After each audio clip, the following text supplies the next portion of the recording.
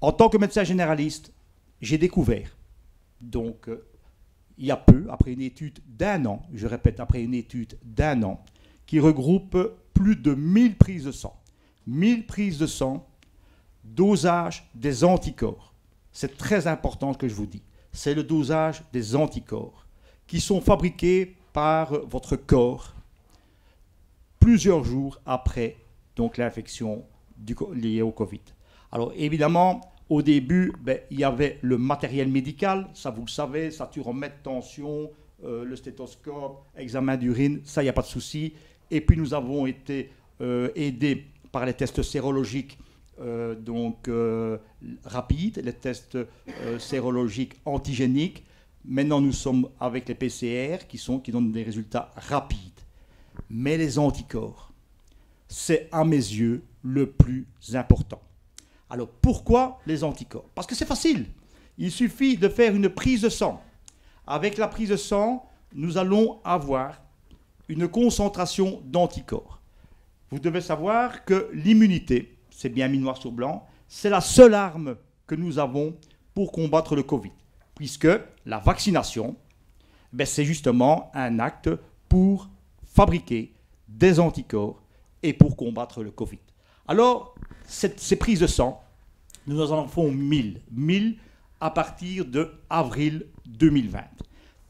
Pas toujours dans des conditions faciles, parce que nous avons dû avoir des combinaisons spéciales. Mais depuis avril 2020, grâce au laboratoire avec qui nous travaillons à Mons, nous avons pu récolter un échantillonnage important. Alors, pourquoi l'importance des anticorps dans le sang, qui est tellement facile, qui est tellement rapide à avoir comme résultat? Parce que les anticorps vont pouvoir être interprétés de plusieurs manières.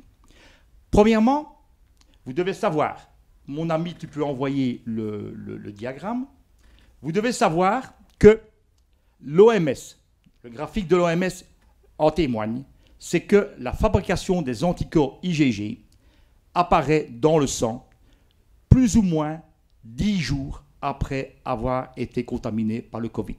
Donc ça veut dire que 10 jours après une contamination, on a déjà une élévation des anticorps dans le sang. Très important.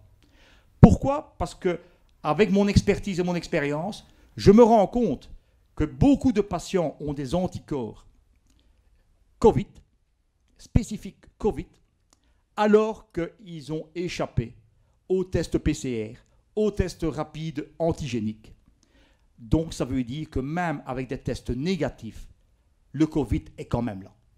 Alors, c'est très important pour un médecin, pour sauver son patient et peut-être même l'entourage, c'est de savoir s'il y a des anticorps ou pas dans le sang. Donc, voilà déjà la première indication. C'est-à-dire que la prise de sang d'aujourd'hui, dont je vais connaître les résultats après-midi, est-ce que j'ai des anticorps ou pas? Parce que j'ai fait le Covid il y a plus ou moins 10 jours. Ici, c'est ma prise de sang, donc je peux vous dire que je suis immunisé. Ça, c'est la deuxième indication donc, de la présence d'anticorps. C'est que si une personne a fait le Covid, des semaines, des mois, et peut-être, et même maintenant, je peux le dire aujourd'hui, même un an après, il y a des personnes qui ont des anticorps encore dans le sang en quantité suffisante. Je suis immunisé, mesdames et messieurs. Je n'ai pas besoin de masque. Je ne contamine personne et personne ne me contamine. J'ai fait le Covid il y a plusieurs mois et j'ai toujours beaucoup d'anticorps. Donc la deuxième indication, c'est de tester l'immunité de tous. Or, j'ai un patient à Mons, dans une maison de repos, 85 ans, qui a fait le Covid en mars 2020. Eh bien, nous sommes en avril, nous sommes même en mai 2021. Il a toujours plus de 400 anticorps. Cela veut dire, mesdames et messieurs, c'est qu'on peut, à ce moment-là, appliquer une autre stratégie par rapport à la vaccination. Parce que ce monsieur de 85 ans, avec 400 d'anticorps, il n'a pas été vacciné. Il n'a pas été vacciné. Et je suis content d'apprendre que monsieur Facon, monsieur Pedro Facon, donc le commissaire Covid, m'a contacté dimanche. Je suis en train de nouer peut-être une réunion, parce qu'il y a des personnes qui ont été vaccinées en ayant des anticorps en suffisance. Ils étaient à risque, certes, mais ils étaient protégés avant la vaccination. Il y a des personnes qui sont à risque, et notamment des personnes à domicile, et des personnes qui n'ont pas eu accès encore à la vaccination, qui ont un besoin urgent d'être vaccinés, parce qu'ils n'ont pas d'anticorps, parce qu'ils n'ont pas cette protection, et parce que la vie est en danger chez ces personnes-là. Et vous devez savoir que si maintenant ces recherches, cette étude peut être menée à bien avec des experts, c'est que même on peut envisager aussi une troisième solution avec ces anticorps. C'est le traitement. C'est-à-dire que je suis du groupe A+, on peut très bien envisager une personne immunisée avec des anticorps pouvoir transfuser via plasma une personne à risque du même groupe sanguin qui n'a pas d'anticorps. Et là, ça se fait de manière naturelle. Pourquoi ne peut-on pas envisager cette solution? Voilà pourquoi je fais cette conférence de presse aujourd'hui. Cette présence d'anticorps sur base d'une prise de sang qui est faite de manière facile. Les demandes sont déjà là avec le dosage des IgG Covid dans la prise de sang. Nous avons la possibilité d'informer le patient qu'il a ou qu'il n'a pas des anticorps. Ça peut être une nouvelle stratégie. S'il vous plaît, écoutez ce que je vous dis. Ça peut être une nouvelle stratégie qu'on peut mettre en même temps que la vaccination, en même temps que le testing, mais vous devez vous rendre compte que ça n'a pas été utilisé jusqu'aujourd'hui. La présence d'anticorps a déjà été mise à l'honneur par une étude italienne dont l'étude a été publiée le 11 mai 2021, soit 7 jours en arrière, sur base de 152 patients. Et ils disent que les anticorps sont encore présents plus de 8 mois dans le sang.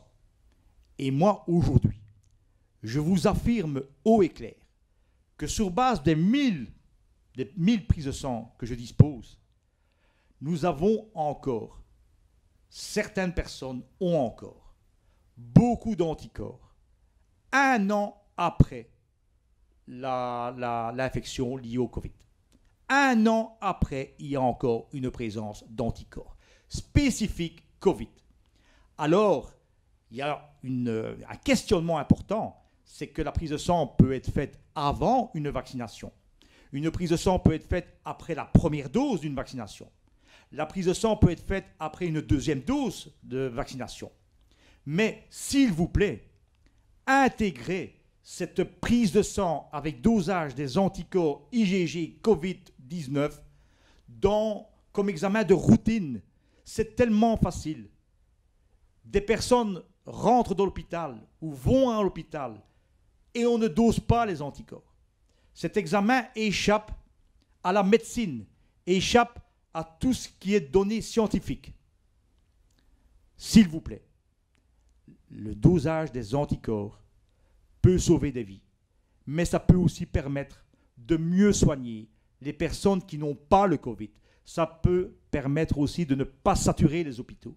Ça peut permettre de ne pas envoyer les personnes à l'hôpital trop vite. Ça peut permettre d'enlever son masque si on est immunisé. Ça peut permettre à tout ce qui est événementiel, l'ORECA, des professions qui ne travaillent pas aujourd'hui, de pouvoir reprendre le chemin du travail. Essayons de diminuer cet effet anxiogène lié à cette crise par un simple geste, une prise de sang avec dosage d'anticorps. Monsieur Facon, j'attends votre coup de fil, j'attends de vos nouvelles, parce que c'est important au niveau national, mais aussi au niveau international et mondial. Je suis à votre entière disposition. Merci de m'avoir écouté et je suis prêt à répondre à vos questions aujourd'hui ou demain sans problème. Mais c'est très très important, c'est une découverte nouvelle et révolutionnaire dans l'intérêt des citoyens, dans l'intérêt de la santé et dans l'intérêt de l'économie mondiale. Merci. Bonjour à toutes, bonjour à tous. Voici les 13 points du docteur Bouillon-David face à ce coronavirus. Premièrement, étant médecin de terrain, mon serment d'Hippocrate m'oblige à vous fournir un maximum d'informations pour combattre efficacement ce coronavirus. Deuxièmement, il faut savoir que nous avons affaire à une pandémie, c'est-à-dire un virus qui est présent dans le monde entier, avec une contagion très importante et une incubation longue de maximum 15 jours. 3. Cette incubation, cette période de 14-15 jours, est la période pendant laquelle toute personne peut avoir le virus sans avoir de symptômes, mais être contaminante. Vraiment, c'est très important à savoir. Quatrièmement, il y a, après cette période d'incubation, des symptômes. Température, maux de tête, de la toux, des écoulements nasaux, mal à la gorge, douleur dans les os, douleur dans les muscles, perte d'odorat, perte de goût. C'est très important. Un état de fatigue, évidemment, et un état général altéré. Mais ce n'est pas grave. Ça peut partir comme c'est venu. Malheureusement, chez des personnes à risque, chez des personnes de plus de 60 ans, cette maladie évolue vers des complications respiratoires qui justifient des hospitalisations et qui justifient des traitements adéquats. 5. Concernant les traitements, dans les cas sévères, en milieu hospitalier, vous avez des traitements spécifiques à base de chloroquine et à base d'azithromycine et d'autres médicaments. Là, c'est important. Mais avant cette phase, dans la période après l'incubation, ce sont des traitements symptomatiques. Ça veut dire qu'en cas de douleur, en cas de température, le paracétamol. Pas d'anti-inflammatoire, s'il vous plaît. Et alors, des traitements antitoussifs, anti-diarrhée, anti-vomissement, en fonction des symptômes. Sixièmement, à la date d'aujourd'hui, on a évolué très bien et très vite concernant les tests. Il y a toujours donc les tests diagnostiques rapides, une goutte de sang au bout du doigt. Il y a bien entendu les frottis. Et alors maintenant, vous avez maintenant la possibilité via les laboratoires de faire des prises de sang pour doser ce Covid-19 et avoir un diagnostic quand même rapide. Très important surtout au niveau de cette contagion. 7. Pour combattre ce virus, il faut une immunité, un système immunitaire très fort, paré pour combattre cette maladie virale. Et n'hésitez pas, vitamine C, vitamine D, du miel, propolis, eucalyptus, huile essentielle, citron, de la cannelle, tout ce qui peut donner de la force, de la vigueur pour votre système immunitaire. Et pensez-y surtout pour les personnes âgées et les personnes à risque. 8. Vous avez des comportements importants à suivre puisque nous sommes dans une maladie avec une contamination importante. Les masques, les gants, les produits désinfectants, attention aux clinches, aux caddies, donc bien se protéger là où le virus peut être. Et évidemment, à domicile, bien aérer les pièces pour pouvoir éviter que ce virus se contamine au niveau donc des logements. 9. Vous avez besoin aussi de suivre un confinement intelligent. Ça veut dire que si vous êtes chez vous, il faut aider les citoyens en difficulté, qui sont les acteurs de terrain et les citoyens âgés et à risque. On peut confectionner des masques. On peut contacter des personnes par téléphone. on peut essayer de trouver tout un ensemble de comportements pour essayer d'aider. 10. Vous devez savoir que c'est une maladie, même si elle est importante à travers le monde, au-dessus de 60 ans, elle est extrêmement mortelle. Mais en dessous de 60 ans, le taux de guérison est important également. Ça, vous devez le savoir. Et c'est pour ça que si vous êtes, je vais dire, civique, si vous êtes solidaire, vous devez bien comprendre que c'est par la contamination que ces personnes à risque peuvent décéder. 11. Il faut aider, il faut respecter les acteurs de terrain, tous les acteurs de terrain, sans exception, tous ceux qui sont en contact avec les citoyens et qui sont là pour aider les citoyens. Ça peut aller du chauffeur de bus jusqu'à l'infirmière, le médecin, pharmacien, tout le monde sans exception. Aidez-les, respectez-les, parce que non seulement ils mettent leur santé en jeu pour vous aider, mais ils y mettent aussi leur vie. 12e, il faut agir bien, être solidaire, être humain, être civique et surtout ne pas verser dans une psychose, dans une anxiété, dans un stress inutile. Et enfin 13 qui doit être un chiffre porte-bonheur, nous vaincrons tous ensemble ce virus. David Bouillon, Messagerie à Mons, Belgique. Au revoir.